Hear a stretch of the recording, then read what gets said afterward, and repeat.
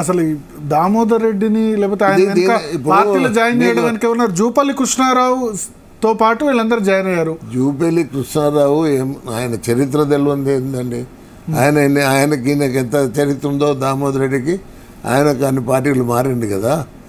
ఇవాళ మేము దించుకుంటామంటే ఇంకొకటి నేను చెప్పండి, అసలుకు జనార్దన్ మాట అంటే ఉంటాడు, మాట మీద నిలబడతాడా లేదా మీకు తెలిసిన కాడికి, ఎందుకంటే అతి సన్నిహితంగా చూసిండ్రు. ఉంటాడా లేదా? ఉంటారు డెఫినెట్గా. ఇప్పుడు అవతల ఇప్పుడు ఎవరైనా వీళ్ళు సోకాల్డ్ పీపుల్ రేపు పొద్దున 2 సీట్లు తక్కువయ్యి అక్కడ ఒత్తిడి పెట్టింది అనుకో, అంటే వీళ్ళు గెలిచినా సరే వీళ్ళు మళ్ళీ టీఆర్ఎస్ గ్యారంటీ ఓడియాలి. మీరు ఇన్నిసార్లు అయితే మొన్న కొల్లాపూర్లో సభలో మాట్లాడారు, ఆ కామెంట్స్ బాగా వైరల్ అయినాయి. ముందు జూపల్లి కృష్ణారావును కొల్లాపూర్ గెలిచి మిగతా చోట్ల జాయిన్ చేయించండి అని చెప్పి ఆయన వచ్చి అంట నాకంటే ఎక్కువసార్లు గెలిచినట్టు, నాకంటే పెద్దగా రాజకీయం చేసినట్టు, అరే 23 జిల్లాల పేరుని నేను ఇవాళ నేను ఏమి ప్రజలకు వ్యతిరేకం చేసిన అని చెప్పని ప్రజలు నాకు దూరమైనరు. ఇవాళ వీళ్ళు చెప్పుకునేది ఆ పిల్లాడు ఇప్పుడు కొత్తగా వచ్చిన పిల్లాడు అంట అది ఉన్నాడు అని చెప్పి అని చెప్పింది అనుకో, మీరు ప్రచారం అది చేసుకున్నారు. ఎందుకు మా అబ్బాయిని దామోదర్ రెడ్డి కొడుకే నాగంకు లేదు, నాగం అవుట్డేటెడ్ లీడర్ అంటున్నారు. అవుట్డేటెడ్, ఆరోగ్యం బాగాలేదు, అవుట్డేటెడ్ లీడర్ అంటున్నారు. ఆరోగ్యం బాగాలేదు, అవుట్డేటెడ్ లీడర్, నాగంగా ఎలక్షన్లో గెలవడు. పోనీ ఎలక్షన్లో గెలవాడు కదా, మళ్ళీ మొన్న 2018 పోటీ చేసినాం కదా, 18 నుండి ఇన్ని ఎలక్షన్ జరిగినాయి, సర్పంచ్ ఎలక్షన్లు, ఎంపీటీసీ ఎలక్షన్లు, మళ్ళీ ఎంపీ ఎలక్షన్ కూడా అయింది, తర్వాత కౌన్సిలర్ ఎలక్షన్స్ అయినాయి, తర్వాత అంటే సింగిల్ విండో ఎలక్షన్స్ అయినాయి.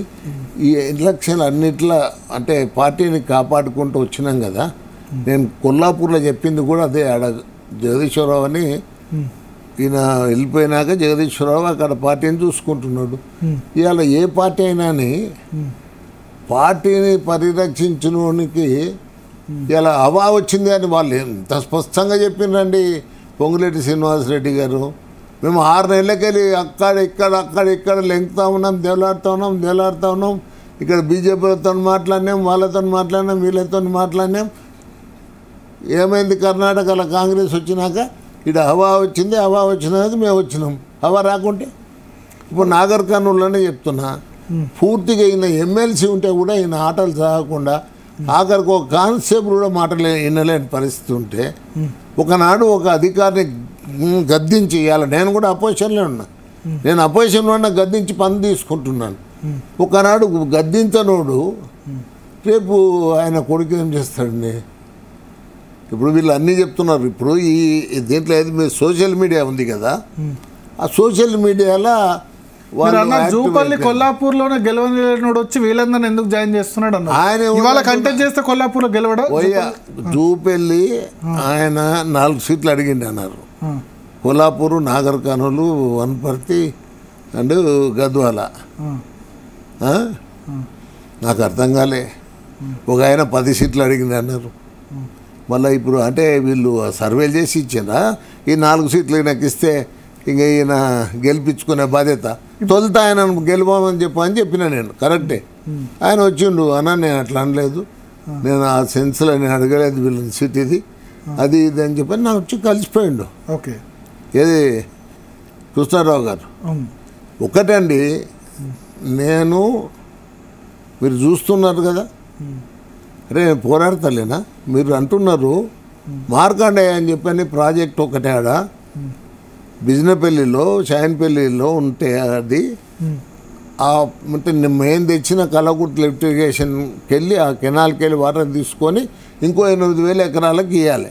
ఓకే, అటువంటి దానికి ఆ ప్రాజెక్టు కోసం అని చెప్పని అరే ఈయన నా ఎలక్షన్లో డిక్లేర్ చేసిండు 18లో. సో ఇప్పుడు ఒక్క నిమిషం 18 ఎందుకంటే ఇది వెరీ ఇంపార్టెంట్. చేసి నేను 8,000 ఎకరాలకు ఈ గ్రామాలకు ఈ తాండాలకు నిలుస్తా అని చెప్పి ఓట్లు దండుకున్నారు. ఎవరు? కేసీఆర్.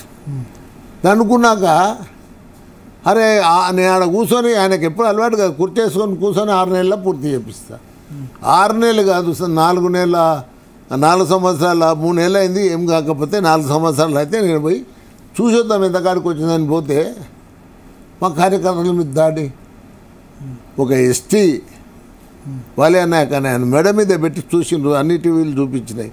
మెడ మీద కాలు పెట్టించి తొక్కించే ప్రయత్నం కానీ చేసి ఇప్పుడు మీరు 2014లో గెలవలేదు ఒక పార్లమెంట్. నిమిషం. ఆ. రెం- ఇలా రాములు అని ఒక ఉప సర్పంచ్ ఉంటాడు మా మండలం, ఆయనను అంటే మ్యాన్ హ్యాండిల్ చేసిండ్రు.